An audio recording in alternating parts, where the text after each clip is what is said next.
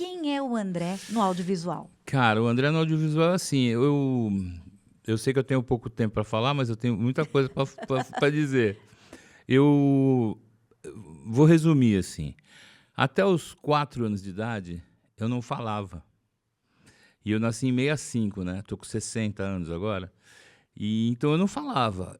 Hoje em dia, se uma criança não fala até os 4, já vão falar que é alguma doença, ou vão falar que vão dar algum remédio. Naquela época não tinha isso, mas eu com 1 aninho de idade já tocava piano. Nossa. Então a minha vida começou com som, com música. Aos 4 anos, o meu pai, o Abujanra, o Antônio Abujanra, me levou numa escolinha de música e de lá então eu comecei a falar.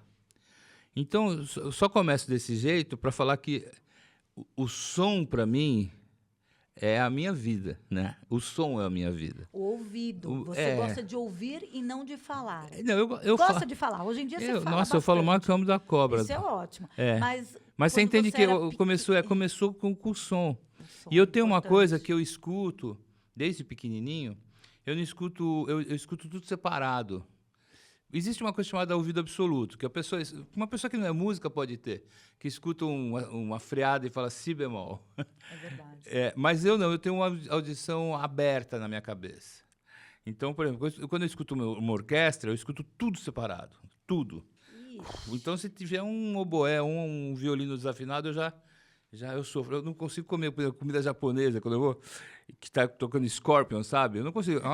Daí eu começo a transar, eu não consigo transar ouvindo música, senão eu já vou querer saber a harmonia do baixo. Então é isso. Aí eu comecei assim. Aí quando eu tinha 17 para 18 anos, eu fui morar nos Estados Unidos.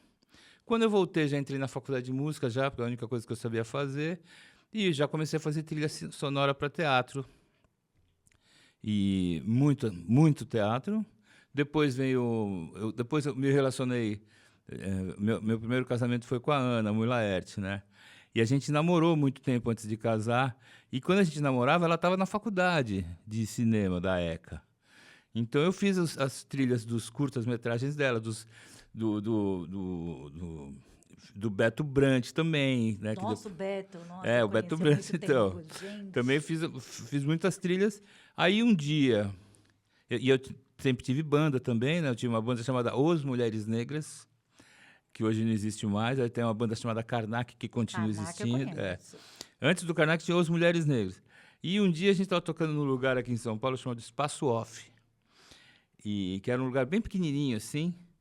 E quem foi ver o filme, o show, foi a Carla Camurati. E ela me olhou assim, ela ficou encantada com o show, né? Já sabia que eu fazia trilha de teatro, essas coisas, de cinema de curta e tal.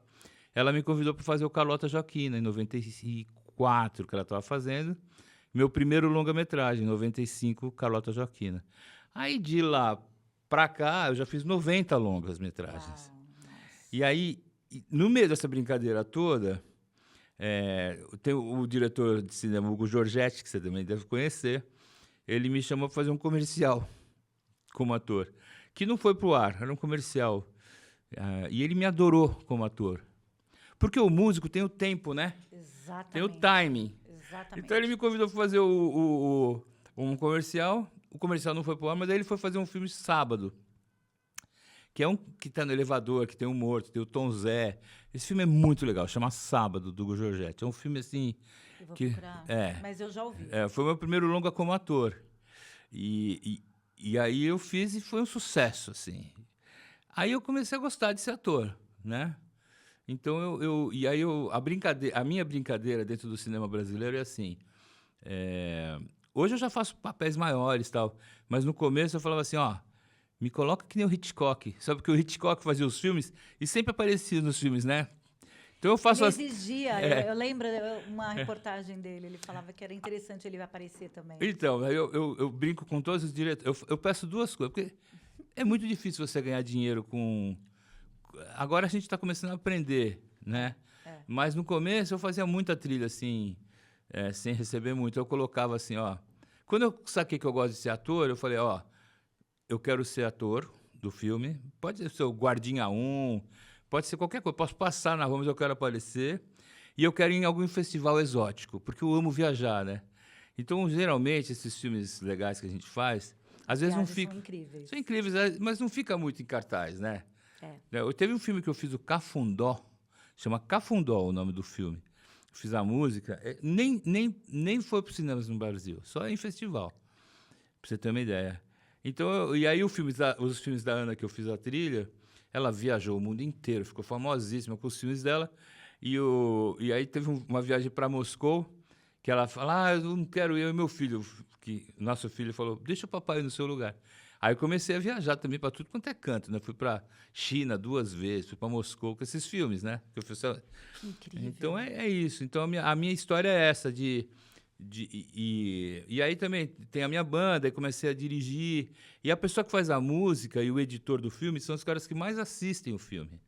Verdade. Então eu comecei a entender o Um processo. filme sem trilha Não tem. não dá. Então é essa eu falei bem resumidamente. Eu sei que você tem pouco tempo, mas